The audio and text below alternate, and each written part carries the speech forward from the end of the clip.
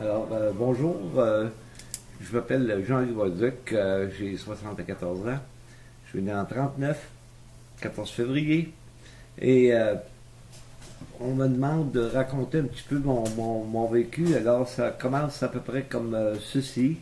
Après les études de cours classiques séminaire Saint-Georges, euh, mon père est dans l'automobile, on est vendeur Lincoln Mercury, et à un moment donné, j'ai vécu la débâcle de 1957 où vous aviez une dizaine de pieds d'eau sur la rue et autant de glace. Et à ce moment-là, on était concessionnaire Lincoln Mercury et on tombait en pleine crise économique parce que c'était la fin du règne de Louis Saint-Laurent en 1956 et c'était Diefenbaker qui commençait en 57. Alors le taux de chômage avait augmenté énormément et ça ne se vendait pas trop des Ford dans ce temps-là, dans le temps de crise, parce que c'était des Fords qui n'étaient pas nécessairement économiques, et comme l'agence Volkswagen avait été donnée à Saint-Georges, nous sommes allés chercher 4 agences pour complémenter ne pas perdre notre commerce. On avait pris Renault, Peugeot, Studebaker et Citroën. Et à ce moment-là, on a réussi à s'en tirer dans ces années-là, malgré que c'était assez raide. On vendait quand même 1000 automobiles par année neuves et usagées.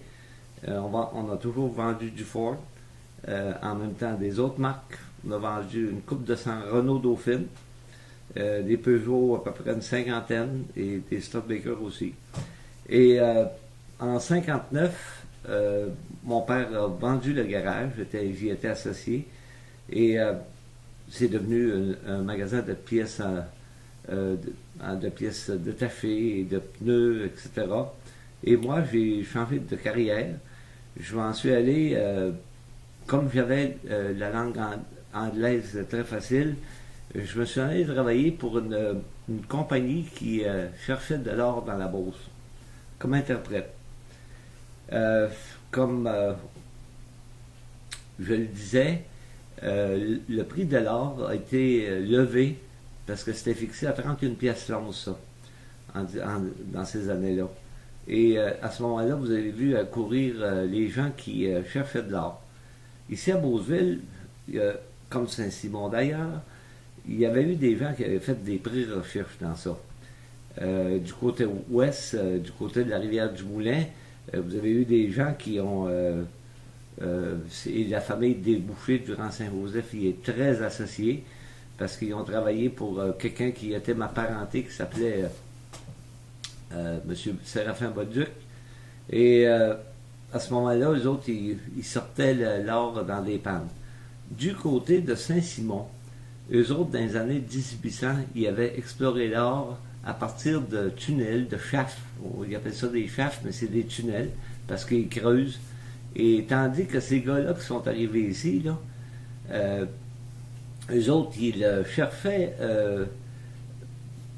c'était par façon mécanique, mais ça se ramenait à la simple panne où vous sorciez la paire, puis que l'eau s'écoulait, puis s'il restait quelque chose dedans, mais ça pouvait être des pépites d'or.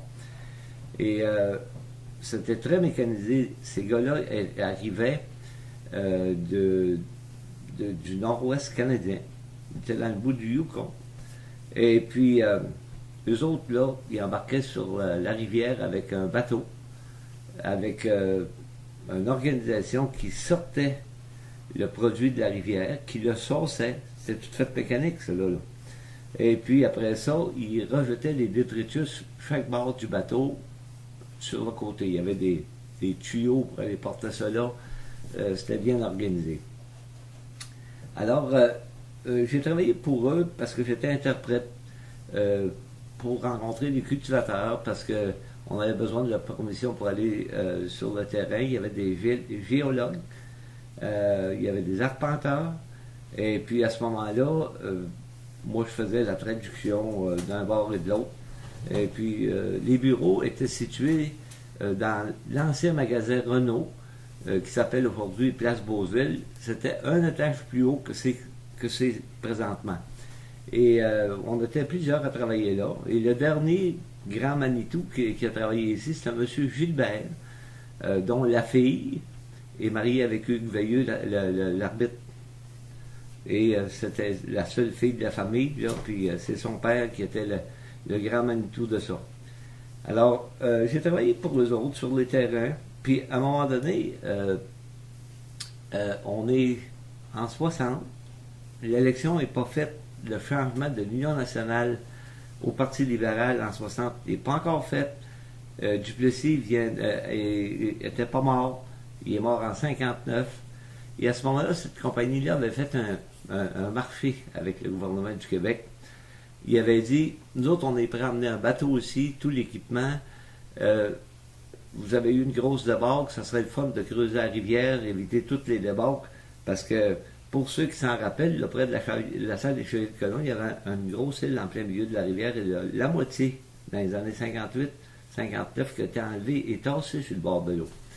Et à ce moment-là, les autres voulaient partir de Notre-Dame, descendre jusqu'aux chutes de la Chaudière à Lévis, et puis enlever ce matériel-là, puis eux autres, ils se disaient aussi que combiné avec la recherche dans la rivière Gilbert, à ce moment-là, ils trouveraient leur compte. Il y avait eu un deal avec le gouvernement, mais je pense qu'il n'y avait pas eu quelque chose de signé, parce que dès les années, au tout début, en 60, je pense que le Parti libéral a renié ça. Et puis, mais eux autres, ils ont continué pareil.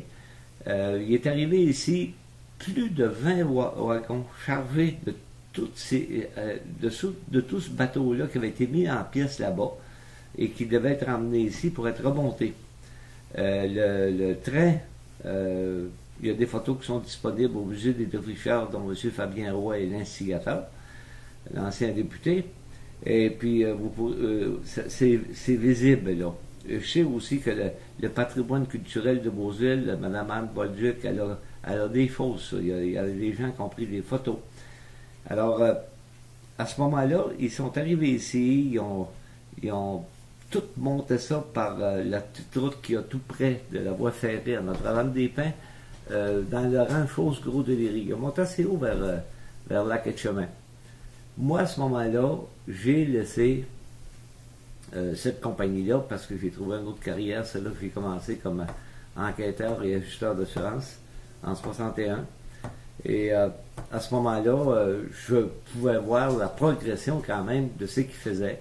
Puis j'étais en contact avec ces gens-là assez régulièrement. Il y avait des francophones, mais il y avait aussi beaucoup d'anglophones qui étaient dans ce bureau-là.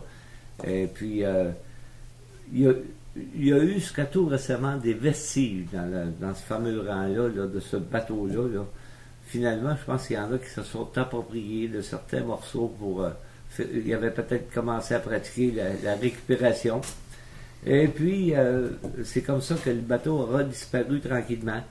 Et puis, c'est ça qui s'est passé. Il faut ne pas mélanger jamais Golden Age et Beauce Placer Mining. Parce que il y avait deux mines ici à Beauceville. En même temps, il y avait Golden Age, on dit ça doit être eux autres l'or, mais c'était pas ça. Eux autres, ils étaient situés à la même endroit où sont les roulottes aujourd'hui qui sont vendues, là, M&M, je pense. Là. Et puis, à ce moment-là, je connaissais très bien ces gens-là qui étaient là. Et puis, eux étaient dans l'amiante, parce qu'il y avait une veine de la mine d'amiante de Thetford qui descendait jusque-là. L'autre compagnie, comme je vous le disais, s'appelait Beauce Placer Mining. Et Placer est un nom anglais qui veut dire qu'il s'occupe de ce qu'il y a au-dessus du bedrock, dans le fond d'une rivière, parce qu'on sait que la terre, à un moment donné, était une boule chaude. Elle a refroidi, ça a fait une galette, puis c'est ça qu'ils appellent le bedrock, puis c'est le vent qui a fourvoyé la terre par-dessus, les rivières, etc. Parce que il faut que vous pensiez que la rivière Chaudière, il y a bien des années, coulait à la hauteur des buttes de chaque bord. Elle a creusé avec le temps. Et souvenez-vous que la mer de Champlain allait jusqu'à Sainte-Marie-de-Beauce. C'est pour ça que votre terrain est excessivement plat. Et vous aviez la rivière Chaudière qui descendait de Lac-Mégantic et qui arrivait à Vallée-Jonction. et qu'à ce moment-là tournoyaient. C'était deux forces qui se rencontraient. C'est pour ça que vous avez tant de bancs de sable là. C'est des choses que j'ai appris quand j'étais maire parce qu'on était obligé de parcourir ça en hélicoptère avec les gars de la protection civile. Et puis, ça vous raconte un petit peu l'histoire de ce qui s'est passé au niveau des mines, etc. Moi, j'ai continué, je suis revenu, on a fait la fusion des villes en 110-113, je suis revenu comme maire en 117 et en 2005. Et j'ai continué mon chemin, mais j'ai vu quand même ce qui se passait dans mon patrimoine. Bon, ben merci beaucoup, M. Bolduc. C'est très agréable de vous entendre sur les éléments historiques importants de notre histoire. Merci.